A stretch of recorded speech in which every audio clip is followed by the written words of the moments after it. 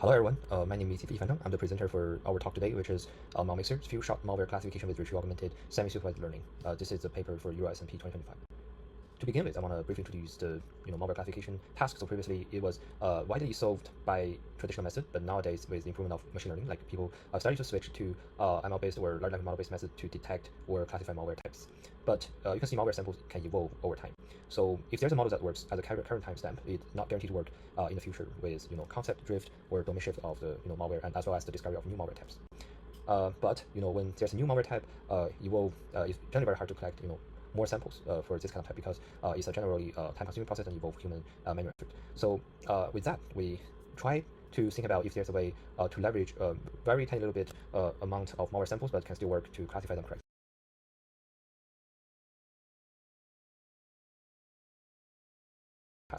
Therefore, we propose our method, which is MalMixer. The background for our method is as follows. So successful feature performance often belong semi-supervised learning, which means there's only a tiny amount of labeled training data and unlabeled training data at the rest. Augmentation is believed to be something like, if you have original images, and if you flip it or use a different contrast, they are still the same image. Same thing applies for malware potentially, but you can see it's not that apparent, because malware usually you cannot directly modify the text level of malware. You can do some static analysis to get some feature representation, and maybe there's potential to modify malware in the feature space. But how to do that? So that's actually the problem we want to study. So some people would say, based on previous idea, maybe we can treat malware binaries as something with semantics, so we can do some semantic LVR transformations. But you can see, if you want to understand it thoroughly and do the transformation, it's actually very time and resource intensive, and there is only limited local changes, because it has to be relied on manual effort. And also, you can also treat binaries as images, but in that case, you actually don't consider the binary as something with its inherent property. So in that case, it actually does not respect the underlying semantic behind features. So both are not ideal. So that's why I want to propose our approach, which is about two sets that are information retrieval and alignment techniques. So in short, we design a few short semi-supervised learning method based on synthesized malware sample to help the system to better classify malware. So at first, we want to introduce the data augmentation process. So the insights for designing our data augmentation is that we believe same family samples share similar features, and also same family samples they often just differ only by shallow features a little. So in that case, we can try to think about maybe there's some way to get new malware that exactly behave like the original malware in that family, but also is to some degree explainable and preserve the semantics that are important to the classification problem. So in that case, we separate our method to two parts, which are information retrieval and alignment. So the retrieval part, we use interpolation method. I will introduce it later on, to get new malware features from the shallow space. And then for the alignment part, we use the other specific features of the malware to get more important system-related features, so that if we combine both parts, they can serve as malware samples. Even though they're pseudo, they can serve as effective malware sample to help classification. So both parts consist of our method. So we can see this is the overall figure of our method, and based on my introduction, you can see the feature sets after static analysis on malware can be separated into interpolatable and non-interpolatable features. So what exactly is interpolatable feature? So you can see in this slide, I put something like, is the feature numerical in nature? That's a question I want to ask, because if so, it means there can be some interpolation in a sensible way. And also the other question is, does perturbing the features still result in sensible values? If the answer is yes for both questions, then we can treat them as interpolable features. For example, byte entropy, occurrence, count of string literals, those are definitely countable, numerical, and perturbing the features still results in sensible values. And if the answer is no, then those are non-interpolable features. For example, major OS versions, hash values, value of libraries, if you interpolate those, it will make the generated or interpolated value totally nonsense.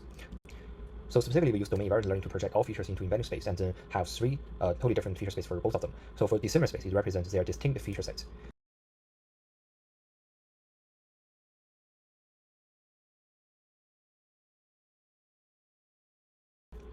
So how does this feature set helps? So we can see the general pipeline of our method is as follows. So when we get a malware sample, we will find a similar malware sample and then interpolate their interpolatable features, so that we have something new based on their interpolatable features. And then we use those interpolated values as some configuration of the malware that is not yet generated, and then we will use the non-interpolatable features to the next step. But please note that we never mixed non-interpolatable features, because they cannot be sensibly mutated or mixed. Instead, in our approach, we retrieve those set of similar non-interpolable features from other samples. Like, we directly use those features from other samples to define the system configuration for the interpolated malware.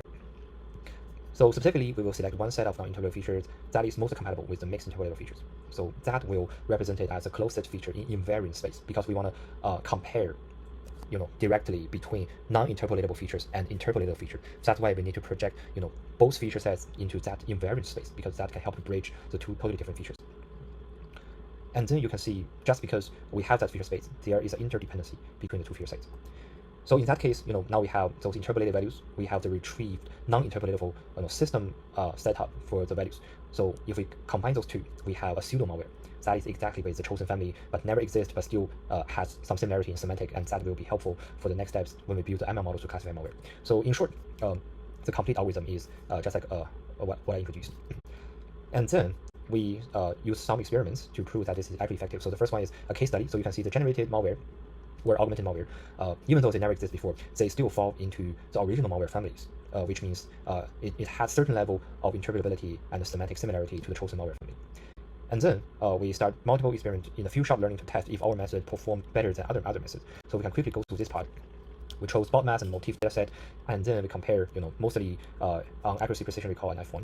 And we can see our method outperform all the other methods, as well as the previous state-of-the-art method that was published in S&P 23, which is Morse. So our method shows both stability and also efficiency in detecting malware in the few shot learning scenario.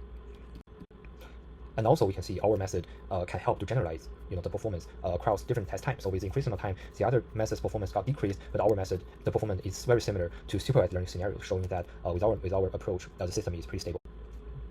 And we also tested on some real-world scenarios. So there's one previous unseen family, and our method also performed pretty well. So in short, our method has some domain knowledge awareness, as shown in the experimental section.